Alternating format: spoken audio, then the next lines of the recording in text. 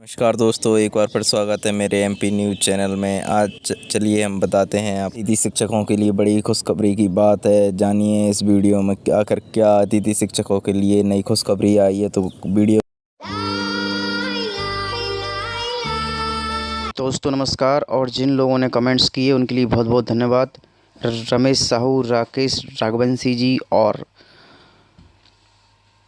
प्रसाद जी, इस तरह से आपको बता देते हैं। जिन लोगों ने कमेंट्स करते हैं उनके लिए बहुत बहुत शुक्रिया और धन्यवाद। अब ले चलते हैं अतिथि शिक्षक की खबर की ओर। चलिए बात करेंगे अतिथि शिक्षकों के नियमितीकरण का। नहीं निकाल पाया रास्ता रविशंकर देहात।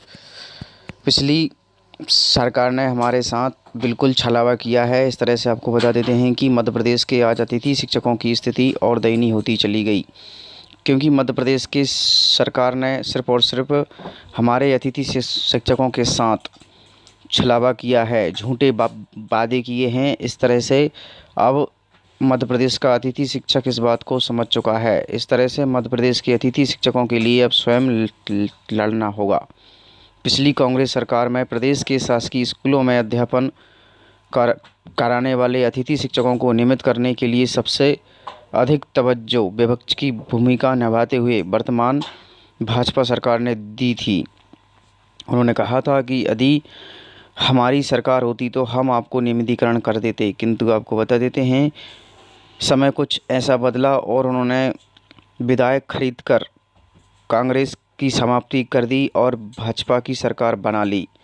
फिर भी आपको बता देते हैं कि अभी वर्तमान में भाजपा की सरकार है। विगत 14 वर्षों से अतिथि शिक्षक बहुत ही अल्प मानदेय पर अपनी सेवाएं देते आ रहे हैं, किंतु आज तक उनकी समस्याओं का निराकरण नहीं हुआ है। इस तरह से मध्य प्रदेश के अतिथि शिक्षकों के साथ छलावा किया है और उनकी समस्याओं का निराकरण भी नहीं हो पाया है।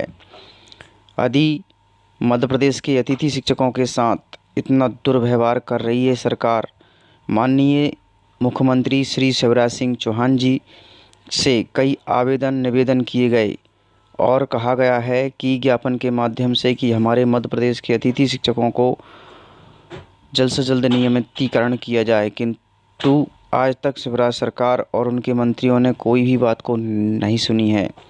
शिवराज सिंह चौहान एवं अन्य मंत्रियों को भी ज्ञापन दिया गया, किंतु आज तक सिर्फ और सिर्फ हम लोगों को सिर्फ आश्वासन मिला है और आश्वासन के अलावा हमें कुछ भी नहीं मिला है। इस तरह से सरकारों के लिए हमारी अतिथि शिक्षकों की स्थिति का हल निकालना चाहिए और उस समस्या को निराकरण करना चाहिए, क्योंकि जिसमें अतिथि शिक्षकों ने अपने जीवन के 15 वर्ष दिए हैं और उनकी निराशा बढ़ती जा रही है कि उन्हें अल्प मानदेय दिया जा रहा है। इस कारण से हमारे अतिथि शिक्षक भाई मानसिक और आर्थिक रूप से कमज़ोर होकर लगभग आपको बता देते हैं 250 अतिथि शिक्षकों ने अपनी आत्महत्या कर ली हैं और किसी ने जहर पीकर अपनी जान दे दी है। इसकी वर्तमान सरकार जिम्मेदार है।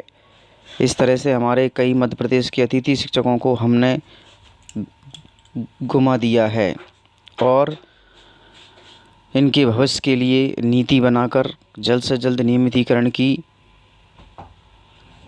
तवज्जो को पूरा करना चाहिए, क्योंकि नियमितीकरण की तर्ज पर मध्य प्रदेश के अतिथि शिक्षकों का नियमितीकरण किया जा सकता है। इसी तरह से आपको बता देते हैं कि प्रदेश के समस्त अतिथि शिक्षकों को नियमित किया जाए। प्रदेश स्तर पर अतिथि शिक्षकों का अब जल्द होगा न्याय। आरटी के तहत विभागीय परीक्षा को करवा सकती है और प्रतिवर्ष के 5 अंक देकर अतिथि शिक्षकों के रूप में भविष्य को सुरक्षित कर सकती है। मंत्रिमंडल इनके लिए नियमितीकरण की पॉलिसी पास करना भी एक विकल्प है। प्रदेश भर में इनके लिए गुरुजी की औपचारिकता प्रेरक शिक्षक एवं छूट देकर नियमित किया जा सकता है।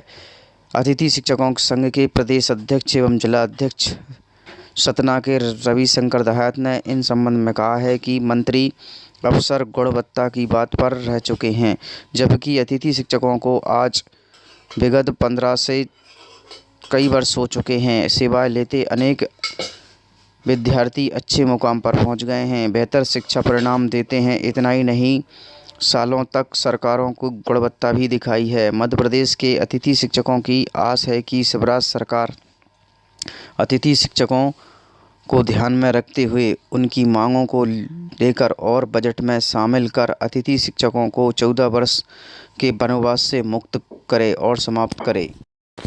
कहते हैं जब तक बच्चा रोता नहीं है तब तक माँ दूध नहीं पिलाती है। जब तक अतिथि शिक्षक उग्र आंदोलन नहीं करेंगे तब तक कोई नहीं सुनेगा। इस शिक्षिका के मृत शरीर को लेकर वल्लभ भवन के सामने धरना प्रदर्शन करने की आवश्यकता थी।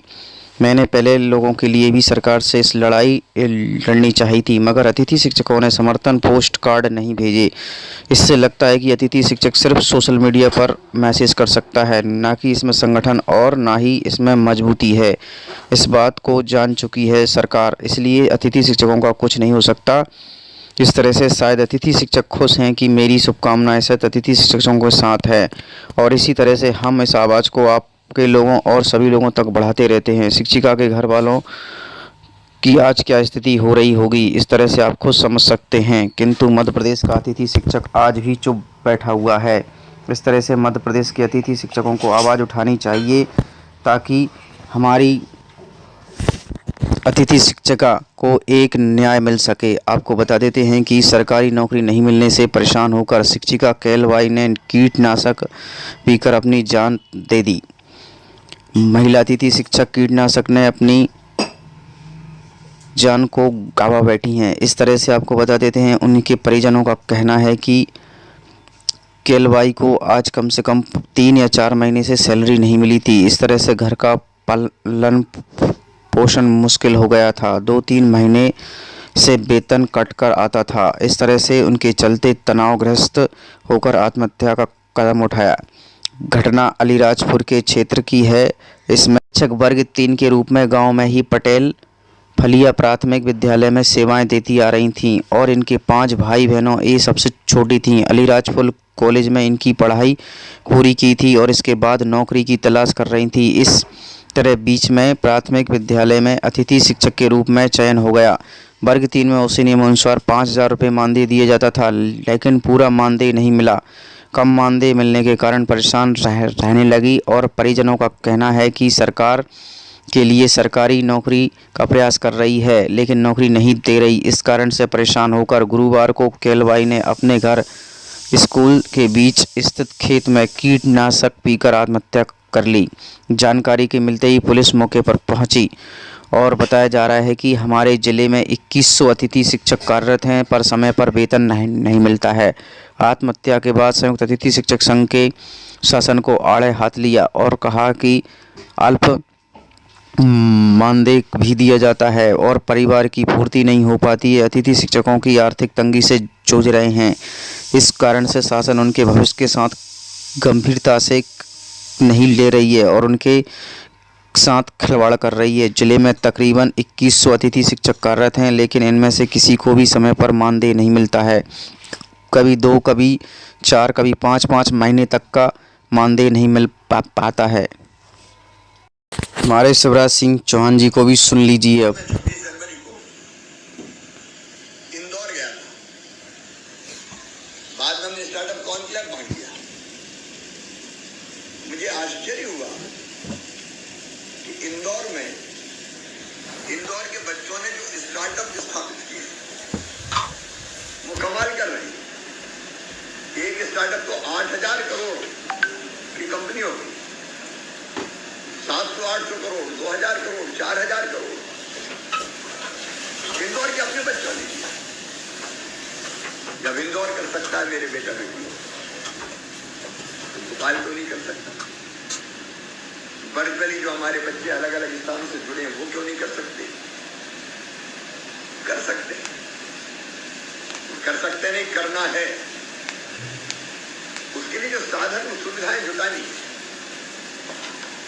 उसमें हम कोई कसर थोड़ी छोड़ेंगे। भगवान ने 3 बड़े उपहार इंसान को दिए: ऊंचाइयां छूने के, सपने देखने की क्षमता।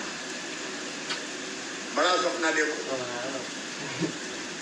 जो सपना देखता है उसको संकल्प में बदलता है